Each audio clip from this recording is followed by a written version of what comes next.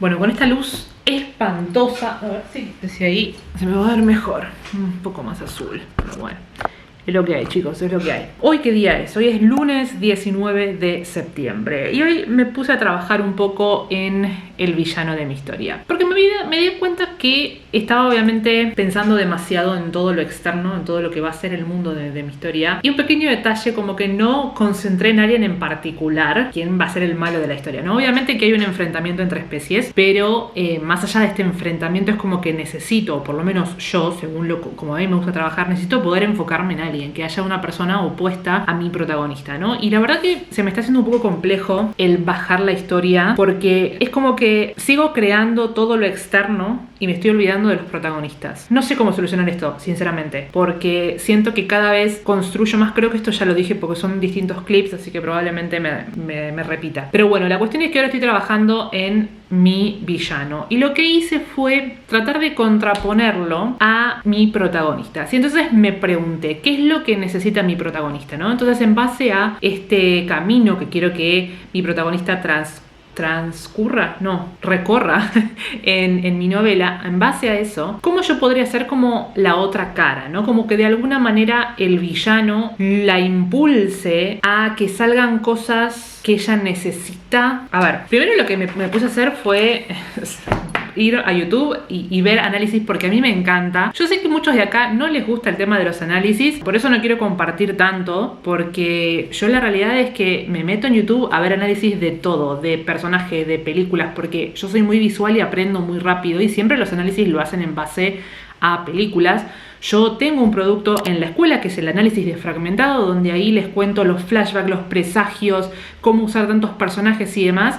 Y la realidad es que no tuvo tan buen recibimiento, como que se sumaron pocos a ese curso. Así que bueno, por eso no quiero hablar demasiado de análisis, porque me parece que no es algo que les cope. Pero bueno, fui a eso y empecé a ponerme como ítems, ¿no? De cosas que el villano debería tener, ¿no? Como por ejemplo, una diferencia de poder, una motivación clara, ¿sí? Entonces me fui haciendo como me puse detalles como para ver qué me pueden despertar, ¿no? Porque los análisis tiene eso de que podamos ver en otra historia cuestiones y tratar de hacerlo como más objetivo y ver, bueno, a ver, de eso que vi en el análisis, ¿qué puedo sacar? ¿Qué me despierta? ¿Qué podría ser mi protagonista, que en este caso es un villano, ¿no? Entonces, bueno, en base a eso como que empecé a jugar un poco, y creo lo que tengo ganas de hacer es escribir una pequeña historia corta, o sea, bajarlo, o sea, todo esto que estuve trabajando, todo esto, porque cada vez se me está haciendo cada vez más grande las hojas, bajarlo en alguna historia concreta. No sé si esto después formará parte en sí de la novela, por ahí lo puedo poner como una especie de flashback, por ahí es simplemente una escena, o es una mención, o incluso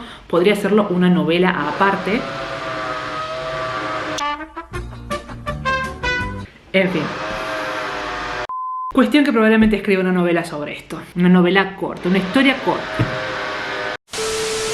Bueno, resulta que ayer estuve hablando con dos colegas escritoras por chat. Les estuve contando un poquito cómo es la historia que estoy tratando de escribir, porque fui en realidad, primero que pobres las mareé, sinceramente, porque hay mucho en el mundo de la sangre del quinto eterno, queriendo tratar de explicarles y no marearlas, porque incluso yo me mareo, porque lo que yo hice fue usar este cuaderno para ir volcando ideas que tenía sobre la historia, porque todavía no tenía algo fijado. Entonces por ahí empezaba a escribir, tipo un poquito como escritora de descubrimiento, o sea, iba como escribiendo una historia, iba poniendo, bueno, no sé, por ejemplo, la oscuridad era parte de la creación, pero él siempre renegó, y fui escribiendo a ver qué iba surgiendo, y como que me iba gustando lo que terminaba resultando, y dije, bueno, ok, esto va a ser algo. Cuando seguía escribiendo y creando, me daba cuenta que, pero estaría bueno que esto tuviera que ver con esto, y capaz que esto tendría que modificar lo anterior. Entonces como que esto fue en realidad más que nada como volcar un poco todas las ideas que tenía en la cabeza, pero no es que hay cosas seguras acá. Hay algunos lugares donde sí,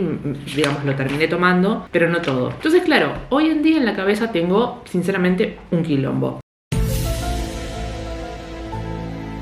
Entonces trataba de contarle a las chicas, tipo, voy a ir contándole a medida que lo vayan necesitando, porque si no las voy a abrumar con toda la información que tengo en la cabeza. Pero fui con algo en concreto y les dije, mi problema es que no sé cuáles son los personajes. de esta historia. Creé muchísimo, me fui creando en el mundo, en la génesis de las especies, en los problemas, profecías y un montón de cosas que obviamente van a hacer rica la historia, pero me falta la clave. Aquellos que me siguen hace mucho tiempo saben que para mí los personajes son el corazón de la historia. Si yo no sé quiénes están contando la historia, no sé qué les pasa, no sé qué necesitan, ¿cómo cuento una historia? Y me di cuenta cuando dije, bueno, deja de planificar, por Dios, y fui de planificar, de trabajar en esto, y me puse a planificar y dije, bueno, a ver, veamos, esto va a empezar así el prólogo, sería así el primer capítulo, a ver cómo que iría escribiendo la historia de esa manera, a ver qué aspectos iba necesitando crear, porque por ahí en algún capítulo mencionaba algo que dije, eso ya lo tengo escrito, no, bueno, me lo anoto, tengo que trabajar sobre este elemento, y a ver así no irme tanto por las ramas creando el mundo cuando me estaba faltando la historia en sí misma que tenía que contar. Y entonces me di cuenta de algo, porque yo quería que mi historia de fantasía tenga tintes de, o sea, que tenga el subgénero de romance, y llegué a la parte donde mis protagonistas se encuentran, que es Alanna y Marlowe, y no me salía a escribir la historia de romance. O sea, literalmente no sabía cómo hacer para que estos personajes tuvieran química, que son estas cosas que a veces me preguntan y que digo,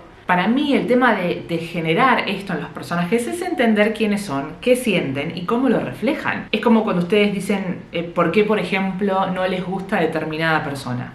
Hay cuestiones que obviamente cuando nos atrae un otro, nos atrae por ahí sus pensamientos, su forma de ser, algo físico, no lo sabemos. De la misma manera pasa con los personajes. Los personajes van a tener química cuando nosotros entendamos si coinciden o no, porque si yo hago un personaje que es completamente opuesto al otro, pero de una manera que se pelean constantemente y no es esa pelea del amor-odio, claramente no va a haber química, porque los dos personajes son muy distintos, como en la vida real. Entonces, claro, como yo no sé quiénes son mis personajes, no tengo bien definidos los perfiles, no sé cómo escribirlos. Algo bueno de tener nuestro proceso creativo, que esto es algo que yo siempre hago hincapié, más que nada también para repetírmelo a mí misma, porque lo que me pasa es que a veces me siento como un poco impostora, de que como yo les enseño a ustedes y les digo, miren, use esta metodología, o incluso enseño en mi escuela, vendo mis cursos donde les explico cómo yo uso determinados elementos, es como, dale, ¿cómo a vos no te sale todo? Porque en realidad no es que al tener un proceso creativo nos va a salir todo lo que tengamos ganas de escribir. Lo que hace el proceso creativo es darnos una estructura en la que apoyarnos, porque muy distinto es entrar a una novela y decir, no sé qué corno le pasa, por ende, no sé cómo encontrar una solución, porque si no puedo identificar el problema, ¿cómo hago para ver soluciones? Entonces, lo que hace el proceso creativo, lo que hace entender